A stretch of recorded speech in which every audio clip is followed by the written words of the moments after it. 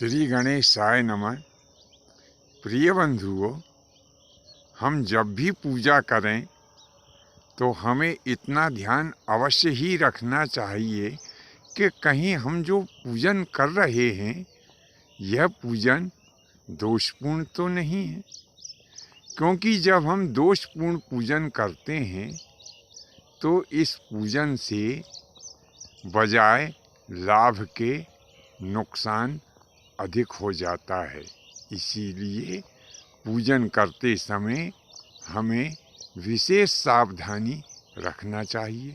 पूजन के करते समय बहुत सारी गलतियां हमसे अनजाने में हो जाती हैं। अब अनजाने में जो गलतियां होती है उनका तो कोई उपाय नहीं है, लेकिन कुछ गलतियां हम जानबूझ के भी कर देते हैं। तो अब इन्हीं जानबूझ के की जाने वाली गलतियों में एक गलती होती है अगरबत्ती जलाने की।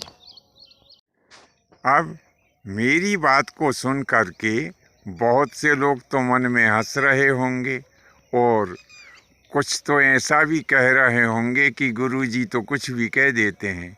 अब भला पूजन पाठ में अगरबत्ती नहीं जलाएंगे तो क्या जलाएंगे? अरे भाई, अगरबत्ती जलाने का नियम तो हमारा सनातन का नियम है। हम तो पहले से अगरबत्ती जलाते चले आए हैं।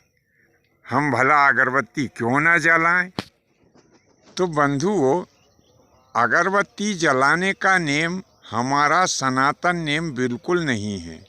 ना ही पुराणों में इस प्रकार का कोई वर्णन प्राप्त होता है कि पूजन के समय अथवा हवन इत्यादि कार्यों को करते समय अगरबत्ती जलाएं। पुराणों में तो इसका कहीं भी वर्णन नहीं है। पूजन और हवन करते समय दीपक प्रज्वलित करने का और धूप छोड़ने का नियम अवश्य बताया गया है। तो जब भी हम पूजन करें तो दीपक भी जलाएं और धूप भी छोड़ें।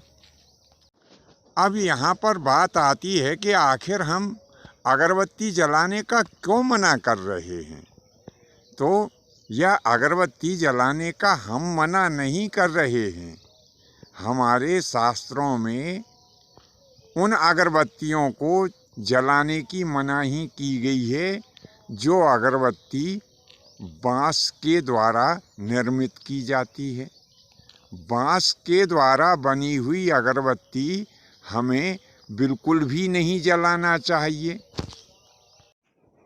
क्योंकि धर्मशास्त्रों में बताया है कि बाँस के जलाने से हमें पितृदोष लगता है और जब पितृ नाराज होते हैं तो घर में नाना प्रकार की परेशानियां आकर के और अपना डेरा डाल लेती हैं। शरीर में बीमारियां घर कर जाती है, घर में अलक्ष्मी का वास होता है, नित्य कलह होना प्रारंभ हो जाती है। तो इन सब चीज़ों से बचने के लिए हमें बाँस बिल्कुल भी नहीं जलाना चाहिए। और इतना ही नहीं, अब तो विज्ञान भी इस बात को सिद्ध कर चुका है कि बाँस के जलाने से बीमारियां उत्पन्न होती है। विज्ञान यह सिद्ध कर चुका है कि बाँस में सीसा और पारा जैसी धातुएं होती हैं जो जलने के बाद में जहरीली गैस में बदल जाती है।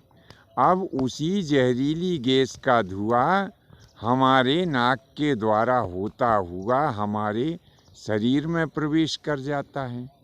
अब जब वह जहरीला धुआं हमारे शरीर में प्रवेश करता है तो क्या होता है कि शरीर में अनेक प्रकार की बीमारियां उत्पन्न हो जाती हैं।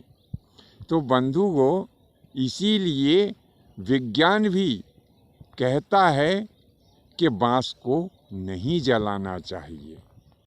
अब इसमें इतना अवश्य है कि हम उन बत्तियों का उपयोग पूजन पाठ में कर सकते हैं जिनके निर्माण में बाँस का उपयोग नहीं किया गया हो, यानी बांस से रहित जो धूप बत्ती इत्यादि होती है उनका हम पूजन पाठ में उपयोग कर सकते हैं।